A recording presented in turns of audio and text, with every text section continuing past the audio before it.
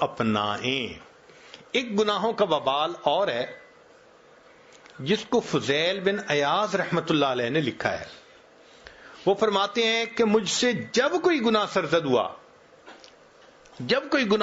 ہوا میں نے دیکھا کہ اس کی وجہ سے یا تو میری بیوی نے میری نافرمانی کی، یا میری اولاد نے نافرمانی کی، یا میرے ماتحت نوکر چاکر تھے انہوں نے نافرمانی کی، یا پھر میرے سواری کے جانور نے میری نافرمانی کی۔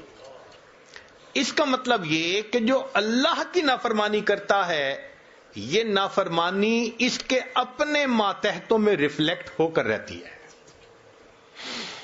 اب ہم کیوں شکوے کرتے ہیں جی بیوی بات نہیں سنتی، اور جی بیوی آرگومنٹس کرتی ہے، اور جی بیٹا افلاطون بن گیا ہے سنتا ہی نہیں، بیٹی بات نہیں سنتی۔ بھائی ہم اس کی نہیں سنتے، یہ ہماری نہیں سنتے۔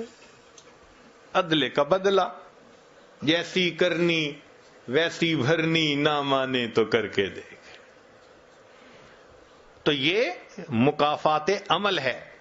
جو اللہ کی نافرمانی کرے گا اللہ تعالیٰ اس کے ماتحتوں کو اس کا نافرمان بنا کر دکھائیں گے۔ اس لیے حضرت مفتی محمد شفیع رحمۃ اللہ علیہ نے ایک جگہ لکھا ہے کہ تم جتنا چاہو گناہ کر لو، اگر تمہاری اسی زندگی کو اللہ نے جہنم کی طرح نہ بنا دیا تو پھر دیکھ لینا۔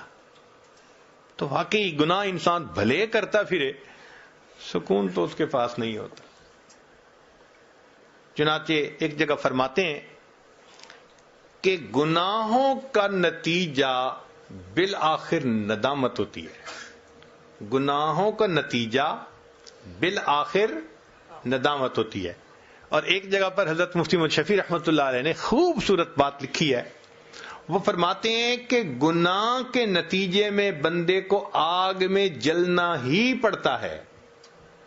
گناہ کے نتیجے میں بندے کو آگ میں جلنا ہی پڑتا ہے۔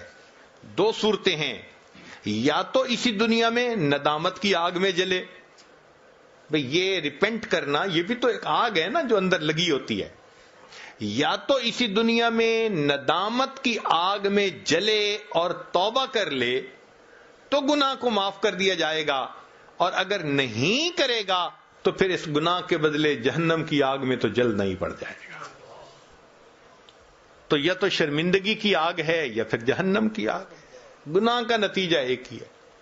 اور سچی بات یہ ہے قیامت کے دن کی شرمندگی بہت بڑی اور بہت بری ہوگی۔